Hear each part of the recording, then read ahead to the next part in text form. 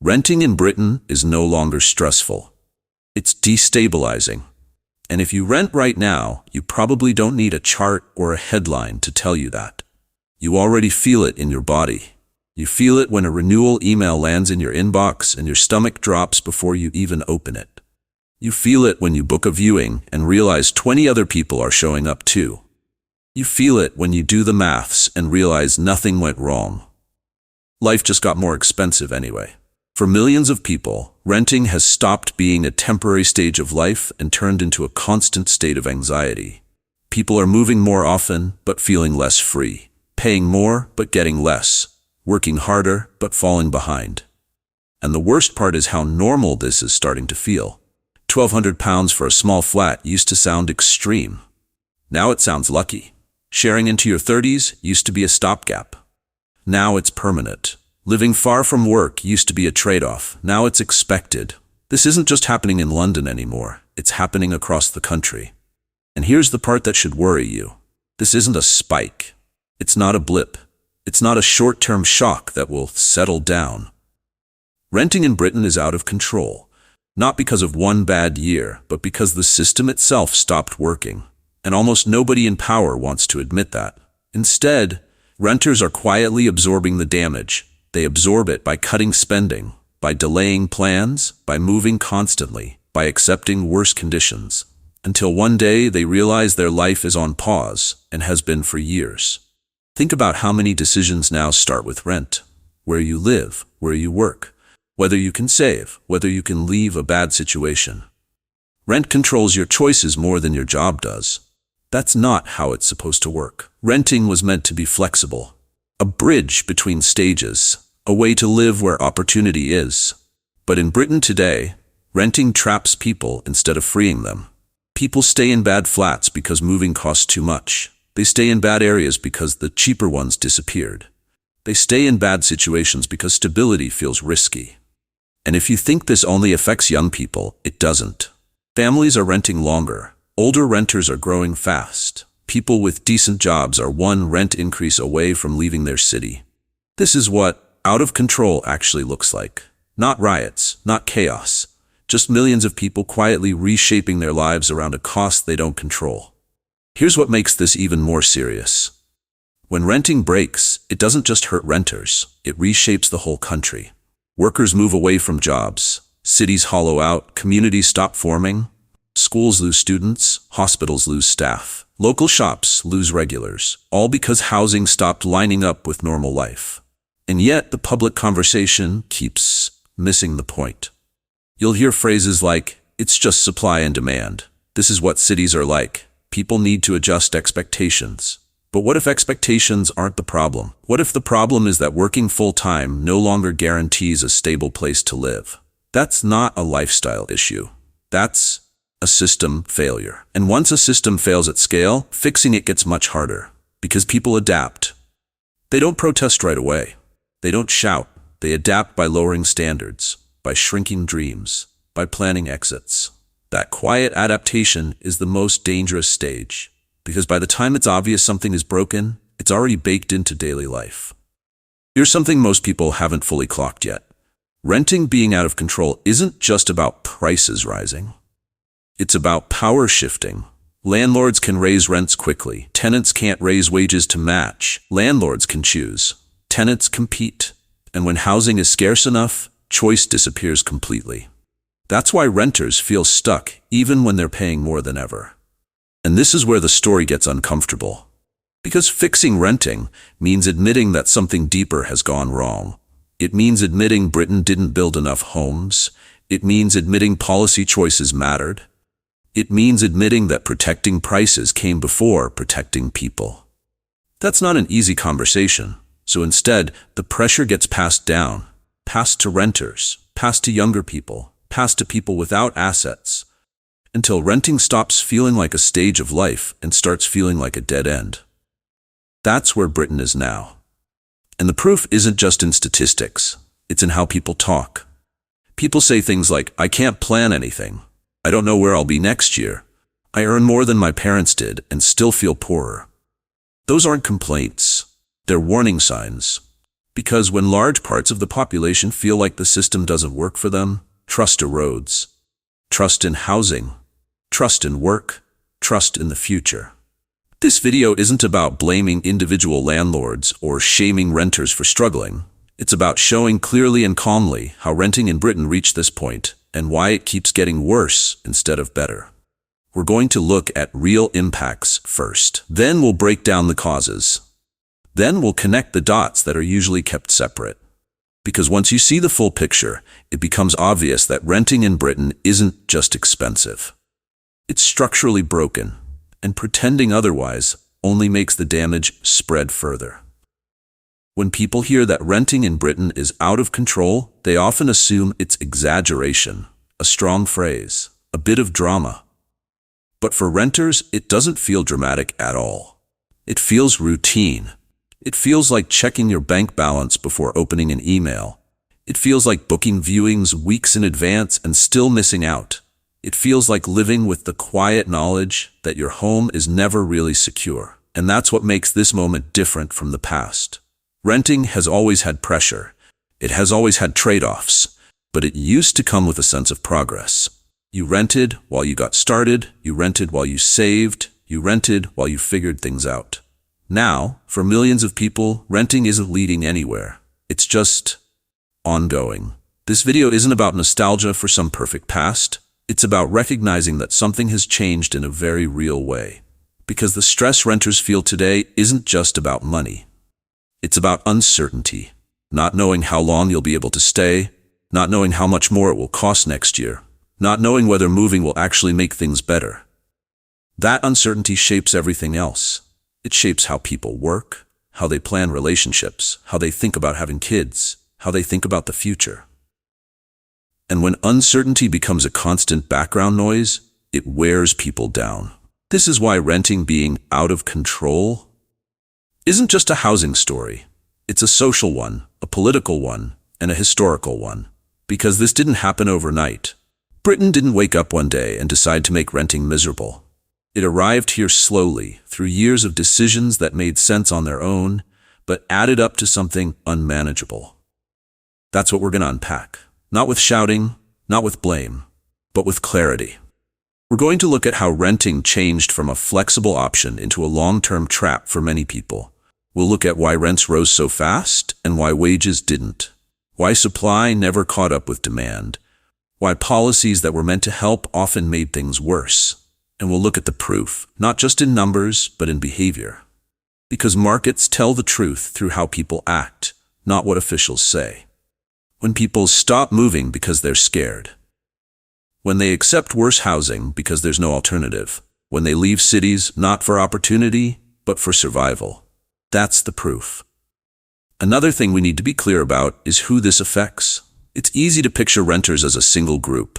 Young, temporary, flexible. That picture is outdated. Today's renters include families, older adults, key workers, and people with solid careers. People who expected renting to be a stage, not a destination. And the longer this goes on, the more unequal it becomes. Those with family help can cope. Those without it fall behind. Those who bought early are protected. Those who didn't are exposed. Renting has become the dividing line, and that's not healthy for any country. One reason this crisis is so hard to talk about honestly is that it sits at the intersection of politics and everyday life. Housing policy sounds boring, planning rules sound technical, tax decisions sound distant, but their effects are felt in kitchens, bedrooms, and commutes. When housing policy fails, people don't feel it as policy. They feel it as stress. And because stress is private, it's easy to underestimate how widespread it is. People don't announce that they're struggling with rent. They just quietly change their lives. They move further out. They share longer. They stop saving. They delay plans. And over time, that reshapes the country. Cities become places you pass through. Communities become temporary. Stability becomes rare. This is why starting with real-life impact matters. Because if you only look at averages and charts, you miss the damage. You miss the fact that average rent doesn't tell you about bidding wars. Or that vacancy rates don't tell you about panic viewings. Or that cooling markets don't tell you about people stuck where they are. So in this video, we're going to connect those dots. We'll start with what renters are experiencing day to day. Then we'll look at the forces behind it. Then we'll zoom out and ask what this means for Britain as a whole. Not just now, but 5 or 10 years from now, if nothing changes. Because renting doesn't exist in isolation. It affects where people live, where they work, whether cities function, whether communities hold together. When renting breaks, the damage spreads. And the uncomfortable truth is that this problem is now too big to ignore.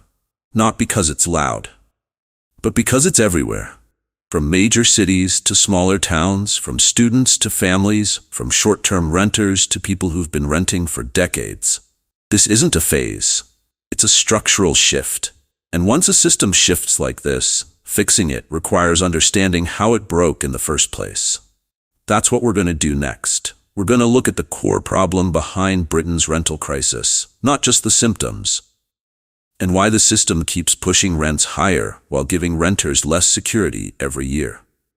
Because once you understand that, the chaos stops feeling random and starts looking like the predictable result of choices made over a long time. To understand why renting in Britain feels so broken right now, you have to stop thinking of it as a normal market, because it doesn't behave like one anymore. In a normal market, prices rise and fall based on choice. If something gets too expensive, people walk away. Sellers adjust. Balance returns. That's not what's happening with renting. When rents rise now, people don't walk away. They panic. They stretch. They accept worse conditions. They compete harder. Not because they want to, but because they don't have a real alternative. That's the core problem. Renting stopped working the moment people lost the power to say no. For a long time, renting in Britain was meant to be flexible.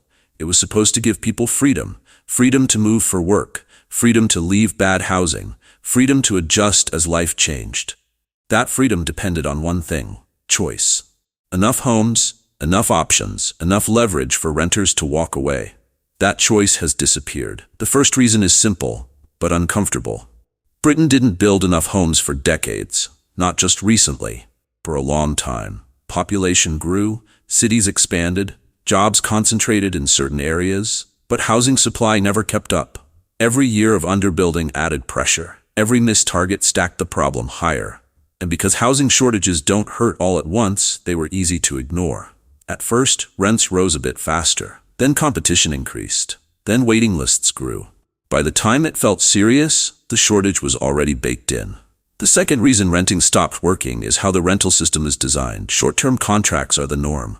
Security is weak. Rent increases are easy. That system might work when supply is healthy. It completely fails when supply is tight. When renters know they can be replaced instantly, power shifts entirely to landlords. That's not about good or bad people. It's about incentives.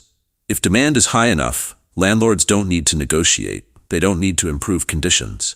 They don't need to offer stability. Someone else will take the place. That reality changes behavior on both sides. Landlords raise rents because they can. Renters accept it because they must. This is why rents can rise faster than wages without slowing demand. People aren't choosing higher rent. They're choosing survival. Another key reason renting broke is that it became permanent for far more people than the system was built for. Renting was designed as a temporary stage. A few years while you save, a few years while you move cities. But homeownership drifted out of reach for many. Prices rose faster than deposits. Wages didn't keep up. Help depended on family wealth. So people stayed renters longer, then indefinitely. The rental system never adapted to that reality. It still treats tenants as temporary. It still offers short contracts. It still lacks long-term security. So you now have millions of people living long-term in a system designed for short-term use.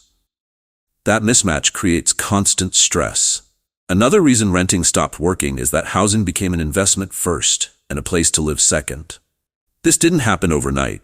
Over years, property became a way to store wealth, to generate income, to protect against inflation. Again, this isn't about blaming individuals. It's about what the system rewards. When housing is treated as an asset, scarcity becomes valuable. Rising rents benefit owners. High demand becomes a feature, not a problem. That shifts priorities. Policies focus on protecting prices. Supply is constrained. Renters' stability comes second. This is why even during crises, rents keep rising.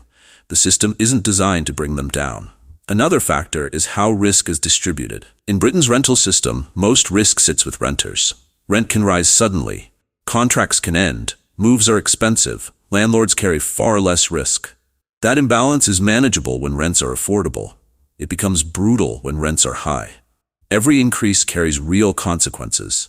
People cut back, they delay plans, they move further out. Eventually, they leave cities altogether. This is why supply and demand explanations feel hollow to renters. They explain the math, but not the experience. The experience is one of constant pressure and no relief. Another reason renting broke is how quickly costs changed.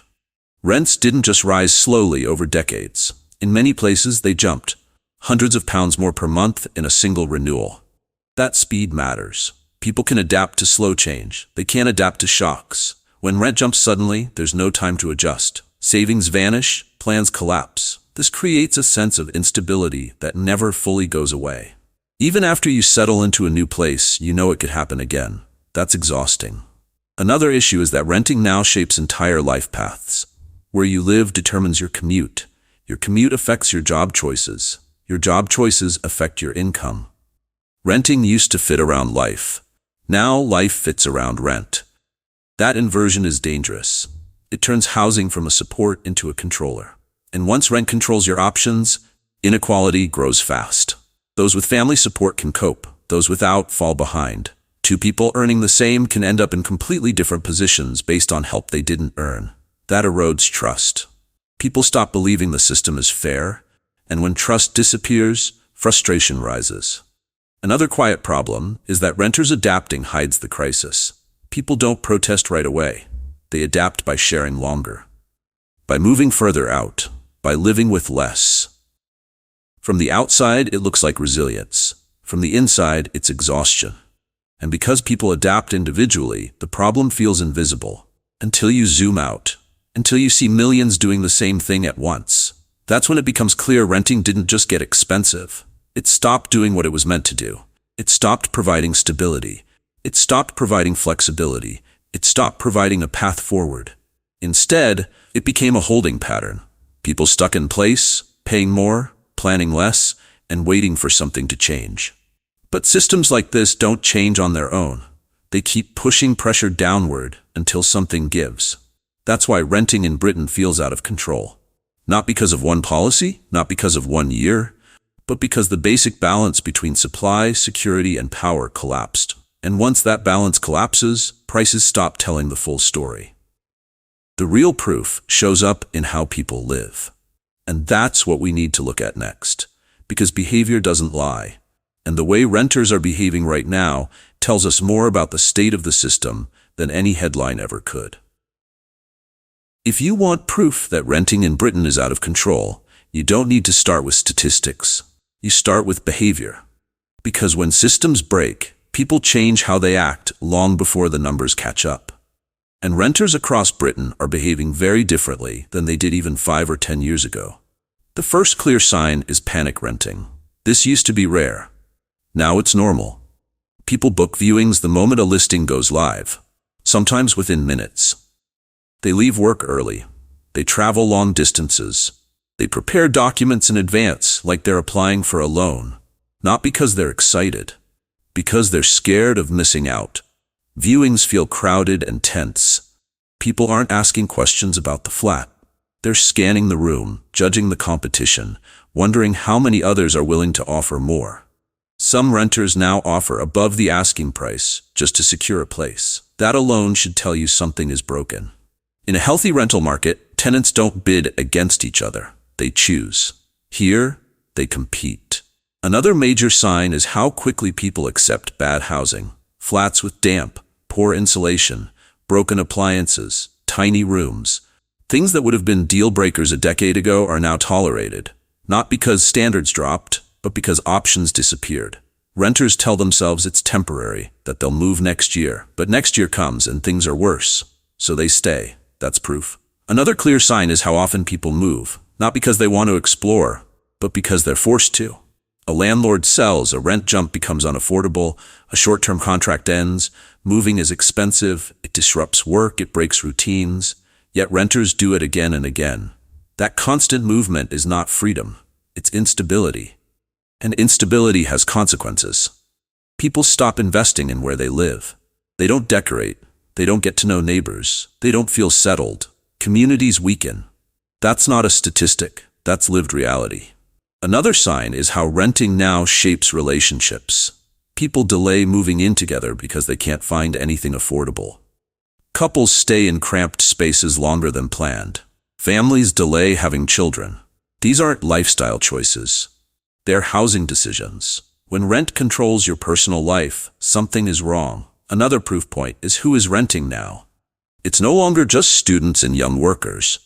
It's families with children, people in their 40s and 50s, people who expected to have moved on years ago. The age profile of renters is changing because the system doesn't let them leave, and the rental market hasn't adapted. It still treats everyone as temporary. That mismatch creates constant tension.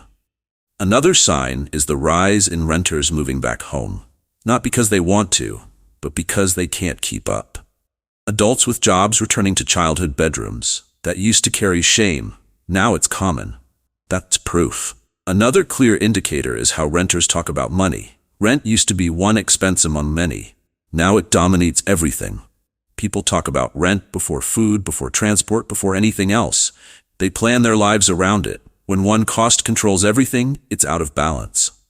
Another sign is migration. People leaving cities they love because they can't justify the cost anymore. Not moving for better jobs, moving to survive. This is happening quietly. People don't announce it, they just disappear from friend groups. Cities lose people slowly, then suddenly notice the gaps. That's proof. Another signal is the emotional tone. Renters talk about housing with exhaustion, not hope. They don't say, "I'll find somewhere better next time." They say, "I'll take what I can get." That shift matters, because when hope disappears, people disengage. Another proof point is how renters deal with rent increases. They don't negotiate, they don't complain, they absorb, they cut spending, they work more hours, they reduce quality of life. That absorption hides the crisis. From the outside, it looks like people coping. From the inside, it feels like drowning slowly. Another sign is overcrowding. More people sharing smaller spaces for longer. Living rooms turned into bedrooms. Storage becomes sleeping space. This is happening not just in cities, but in towns too. That's not a choice people make lightly. It's a response to pressure. Another proof is how renters talk about the future. They don't talk about saving for homes. They talk about surviving the next increase. They don't plan 5 years ahead. They plan one lease ahead. That short-term thinking isn't laziness. It's a rational response to uncertainty. Another indicator is how people treat moving. Moving used to mean change. Now it means stress. People dread it. They avoid it, even when their situation is bad. That tells you how bad the alternatives are. Another proof is how often renters say the same things, regardless of where they live. I earn more, but have less. I can't plan. I don't know how long I can keep this up. When the same phrases repeat across the country, it's not coincidence, it's a pattern. Another clear sign is how landlords behave differently. Shorter contracts, higher increases, less incentive to maintain. Again, this isn't about villainizing individuals, it's about a system that rewards this behavior. And renters feel the results. Another proof point is the rise of professional renters. People who do everything right, good jobs, stable incomes, yet permanently renting, permanently insecure. That wasn't the goal. Another sign is how renters use social media. Groups filled with desperation posts. People asking for leads. People warning others about scams. This level of collective anxiety doesn't exist in healthy markets. Another final proof is how renters talk about leaving the country. Not for adventure, not for opportunity, but for affordability. When people consider leaving their country because they can't rent securely, something fundamental is broken.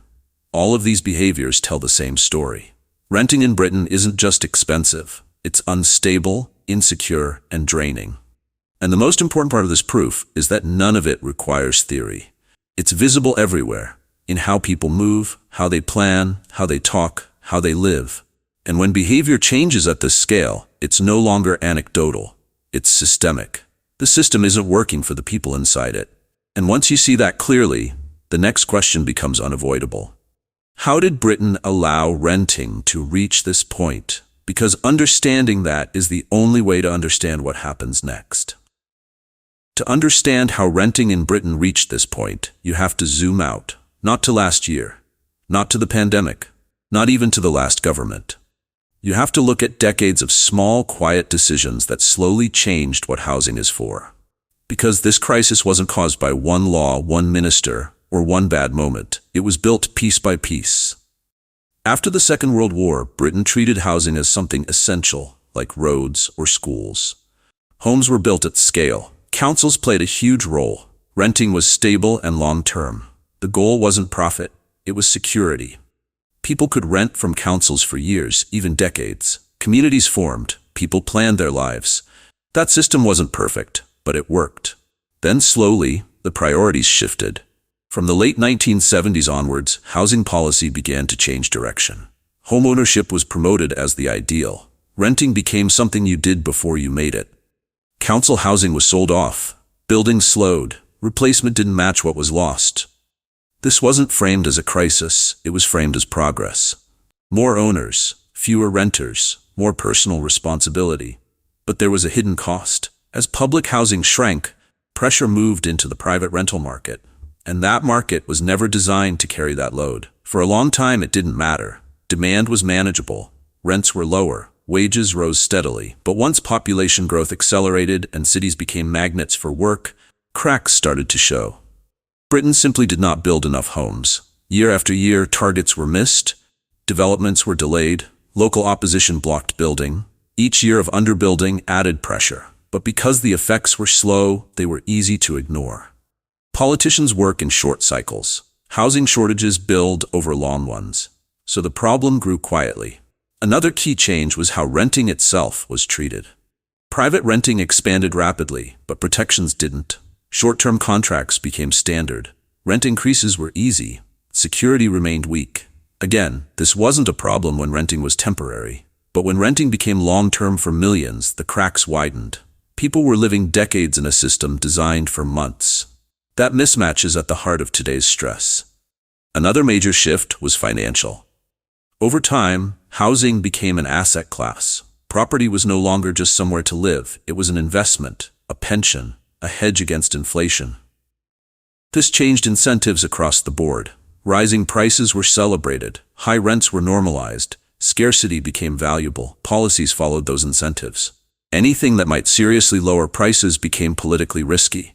So supply was constrained, demand was encouraged, prices rose. This wasn't a conspiracy, it was a pattern. Homeowners vote, renters move more often, owners benefited from rising values. So the system slowly tilted toward protecting prices instead of affordability. Another quiet decision was planning. Britain's planning system became slow, complex, and restrictive. Building homes takes years. Local opposition is powerful. Developers face uncertainty. This limits supply, even when demand is obvious. Cities where jobs grow fast don't get homes fast enough. Rent rises instead. Another factor was wage stagnation. For decades, wages failed to keep pace with housing costs. Productivity slowed. Secure jobs declined. Pay growth flattened. So, even as rents rose, incomes didn't. This gap didn't matter much at first. People adjusted. But eventually, the gap became too wide. That's when renting stopped making sense. Another important moment came after the 2008 financial crisis. Instead of rethinking the housing system, the focus was on restarting growth. Low interest rates made borrowing cheap. Property prices recovered quickly. Renting expanded further, but the underlying shortage was never fixed, so the pressure returned stronger. Then came the pandemic. Construction slowed. Supply chains broke. Demand rebounded fast. Rents surged. Again, renters absorbed the shock. Another quiet decision was how benefits and support were handled. Housing benefit failed to keep up with rents. Support lagged behind reality. Renters filled the gap themselves, through debt, through overcrowding, through stress. Another factor is migration. Regardless of political views, the reality is simple.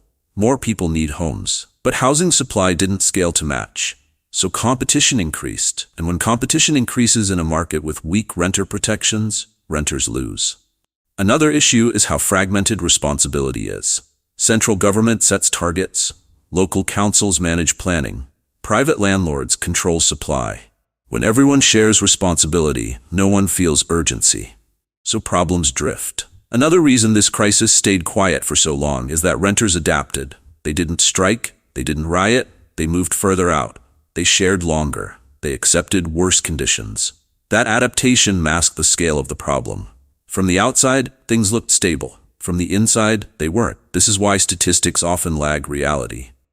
By the time numbers show distress, behavior has already changed. Another uncomfortable truth is that many policies were designed to avoid political pain, not to solve problems. Building homes upsets local voters. Changing tax rules angers owners. Protecting renters risks investor pullback. So decisions were delayed. Delay felt safe, but delay made the eventual problem much worse. Now Britain has a rental market carrying too much pressure, too little security, and too few homes. And that didn't happen by accident. It happened because each decision made sense in isolation. Selling council homes increased ownership. Low rates boosted growth. Protecting prices reassured voters. But together they hollowed out renting.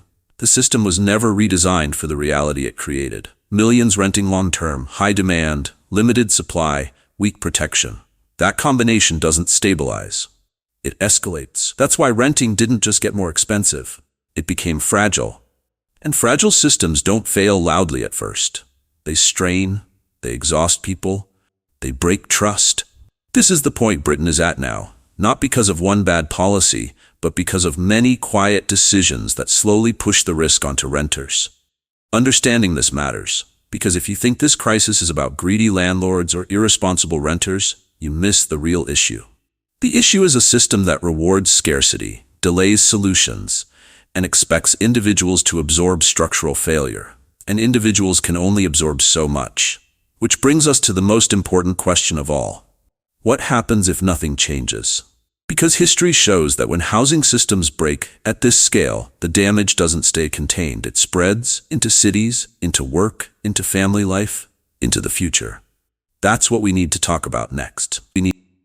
When systems break slowly, the most dangerous part isn't the damage you can see. It's the damage people learn to live with. That's where Britain is now with renting.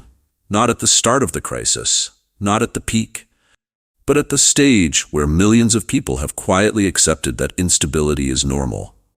That acceptance is what changes countries. Because when people stop believing housing will work for them, they don't just complain.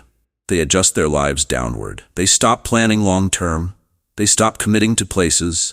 They stop believing effort leads to stability. And once that mindset spreads, the consequences reach far beyond renting. The first major consequence is that cities stop functioning properly. Cities depend on renters more than they admit. Renters are teachers, nurses, care workers, retail staff, construction workers. They are the people who make daily life possible. When renting becomes too expensive and too unstable, those people don't protest en masse. They leave, they move further out, they change jobs, they exit cities entirely. At first this looks manageable. Someone else fills the role. Agencies step in. Overtime covers gaps, but over time cracks widen. Hospitals struggle to staff wards. Schools rely on short-term teachers. Care homes rotate workers constantly. Quality drops, costs rise, burnout spreads, and the city becomes harder to live in for everyone, including those who can still afford the rent. The second consequence is that communities weaken. Stable communities need stable housing. People need to stay long enough to know their neighbors, to support local shops, to build trust. When renters move every year or two, that stability disappears. Neighborhoods become temporary. Social ties thin out. People disengage. This isn't about nostalgia, it's about resilience. Communities with strong ties cope better with pressure. Communities without them fracture quickly. Housing instability eats away at that foundation. The third consequence is demographic. People delay major life decisions. They delay having children. They delay settling down. They delay putting down roots. This isn't because they don't want those things. It's because renting makes them feel risky. If you don't know where you'll live next year, you don't plan 5 years ahead. That delay has long-term effects. Falling birth rates, aging populations, shrinking school intakes. These aren't abstract trends, they're already happening, and housing instability accelerates them. The fourth consequence is inequality becoming permanent. Renting is now the main dividing line, not between rich and poor, but between secure and insecure. Two people can earn the same salary. One gets family help and buys, the other rents indefinitely. Over time, their lives diverge sharply. One builds equity and stability. The other absorbs rising costs and risk. That gap widens every year. And once inequality hardens like this, social mobility stalls. People don't just fall behind financially, they fall behind in health, time, and opportunity. The fifth consequence is political. When large numbers of people feel the system doesn't work for them, trust erodes. Not overnight, quietly. People stop believing promises. They disengage from debate. They lose faith in institutions. Housing is especially powerful in this regard because it touches daily life. You can ignore abstract policy failures. You can't ignore rent. When rent feels unfair and unavoidable, frustration looks for somewhere to go. That pressure doesn't disappear. It shows up later, in anger, apathy, or polarization. The sixth consequence is economic drag. High rents act like a tax on work. Money that could be spent locally is absorbed by housing costs. Local businesses suffer. Entrepreneurship declines. Risk-taking drops. People choose safer jobs over better ones. They turn down opportunities that require moving. That makes the economy less dynamic. Ironically, cities that become unaffordable often become less productive over time. The seventh consequence is that leaving becomes the solution. Not reform. Not improvement. Exit. People leave cities. People leave regions. People leave the country. This is already happening, not as a dramatic wave, but as a steady drain. People who feel Britain no longer offers stability look elsewhere. That loss compounds. Skills leave, energy leaves, hope leaves, and once people leave, they rarely come back. The eighth consequence is that adaptation masks collapse. This is perhaps the most dangerous part. People adapt so well that the system appears to survive. They share longer, they commute further, they accept worse housing. From the outside, it looks like resilience. From the inside, it's exhaustion. Governments mistake adaptation for success, but adaptation has limits. Eventually, people hit walls they can't push through. That's when crises become visible, but by then, damage is deep. The ninth consequence is that solutions become harder. The longer instability is normalized, the more expensive it is to fix. Building enough homes takes years. Restoring trust takes decades. Every year of delay locks in higher rents, weaker communities, and deeper inequality. This is why doing nothing isn't neutral. It actively makes the problem worse. The 10th consequence is cultural. Renting shapes how people see their country. A country where renting is unstable feels temporary. People don't feel ownership over places they don't feel secure in. They care less. They invest less emotionally. They withdraw.